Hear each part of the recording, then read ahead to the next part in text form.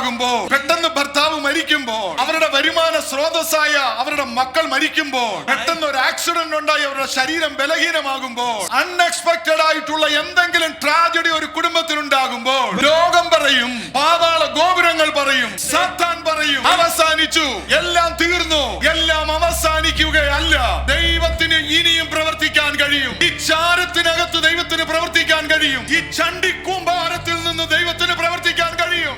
ഈ കല്ലുകളിൽ നിന്ന് അബ്രഹാമിന് മക്കളെ എഴുന്നേൽപ്പിക്കാൻ ദൈവത്തിന് കഴിയും. ജീവിതം എന്ന് പറയുന്നത് ഒരു ചാപ്റ്റർ ഉള്ള പുസ്തകമല്ല, അനേക ചാപ്റ്റേഴ്സ് ഉള്ള ഒരു വലിയ ബുക്കാ ജീവിതം. ഒരു ട്രാജഡി കൊണ്ട് ജീവിതം തീരുകയല്ല, ഒരു പരാജയം കൊണ്ട് ജീവിതം തീരുകയല്ല, ഒരു തകർച്ച കൊണ്ട് ജീവിതം അവസാനിക്കുകയല്ല. ദൈവത്തിന് പ്രവർത്തിക്കാൻ ഇനിയും സമയമുണ്ട്. നവോമിയുടെ ജീവിതം അവസാനിച്ചു എന്ന് ലോകം പറഞ്ഞു.